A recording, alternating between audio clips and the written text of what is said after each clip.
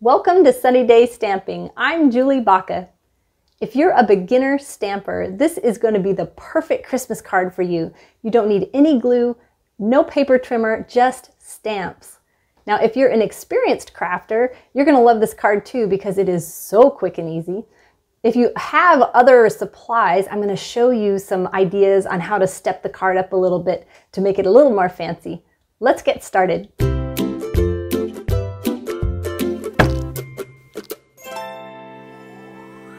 This is the beautifully simple card that we're going to make today. I'm just loving the colors, the suede with the crumb cake and the cherry cobbler.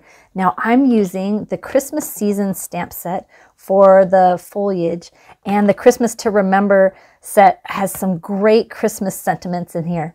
To make this really quick and easy, we are going to use the note cards and envelopes from Stampin' Up. You get 20 cards and 20 envelopes. The cards are pre-scored, so you just can get stamping. We're going to start with our card flat. Don't fold it yet because we're going to stamp all the way around it so that after we're done, when we fold it, the back of our card also looks really beautiful. So you're going to take this image out of the Christmas season stamp set and ink it up with some crumb cake. And I'm just going to start down here with this leaf and stamp it full strength. And before I stamp it again, before I re-ink it, I'm gonna stamp it again here. That's gonna give me two different tones from the same color. Now you can see, you're definitely gonna wanna protect your work surface. Don't go stamping right on your table. All right, I'm gonna ink this up again. I'm gonna stamp it here. Now I'm going to rotate it and stamp it again at a different angle. Now I want to give you a little tip. It's a mistake that I have made so many times when I'm stamping, when I stamp once and then stamp again. Let me move this off to the side and I'll show you what I'm talking about. If I ink this up and I want to like stamp it here, half strength, but then I want to stamp it over here, full strength, look what happens when not all the ink is absorbed by the paper over here. It makes this hard line. So just when you are stamping and then stamping again, make sure that you pull your image down just a little bit so you're just getting all one solid color. All right, so I'm just going to continue putting leaves around. I'm rotating them just to make them look a little interesting. Now, I don't want any more dark leaves, I don't think, so I'm going to actually stamp this off.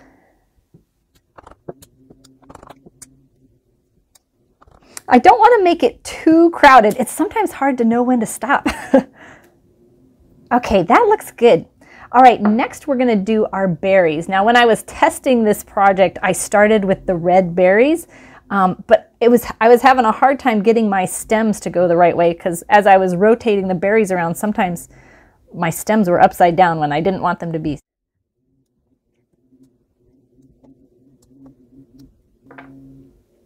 Now you'll take your little berry piece, ink it up in cherry cobbler, and you're going to line up those 3 berries that are in a line, go on these 3 stems that are in a line.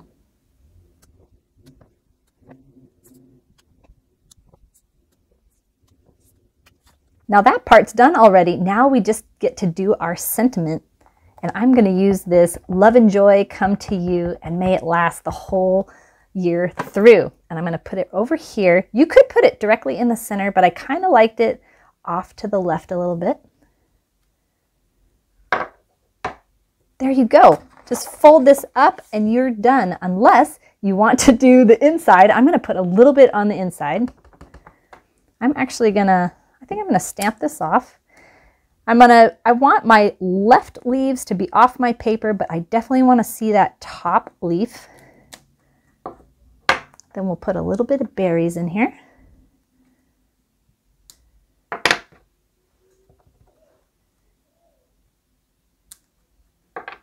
And I'm going to take the Merry Christmas out of that Christmas to Remember stamp set. And I'm just going to put it right on the bottom. Isn't this fantastic? I just absolutely love it. But let me show you how you can step it up just a bit if you want to add a little extra. So here's an option. If you have glue and a paper trimmer, you could make this option by stamping your love and joy on a piece of paper. Now stamp it close to the edge and then trim around it. I just found that to be the easiest way. And then what you can do is measure your cherry cobbler cardstock to be just 1/8 of an inch wider than this white piece on this side and this side. Now I do have the measurements for this on my website, but you may cut it a little bit different. So just add 1/8 of an inch on each side. Glue this straight down and you're done. Now if you have a cutting machine and the dies that go with this set, you can make this option. So you would use your die to cut out that same sentiment that we used on the other card, but then I wanted to age it just a bit. Well, here, let me show you what it looks like not aged. I mean, that is pretty too, but I like the little difference in the tone. So take your blending brush and ink it up with some crumb cake. And you're just going to go around the edges.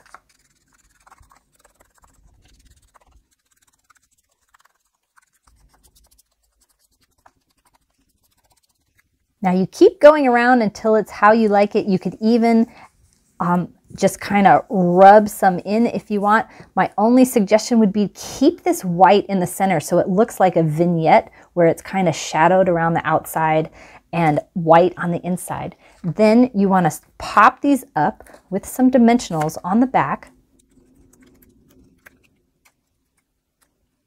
And then you would adhere it right to the front of your card. Isn't it so easy to make just a simple handcrafted Christmas card with just stamps, ink, and paper? And here are all our options for a little bit of stepping up the card if you have the supplies. If you have any questions, please just leave me a comment below. I'll get back to you as soon as I can. I really do love to help with your questions. If you need any supplies, of course, I'd love for you to buy from me. And there are links in the description to the project on my website. Thank you so much for watching. Have a sunny day.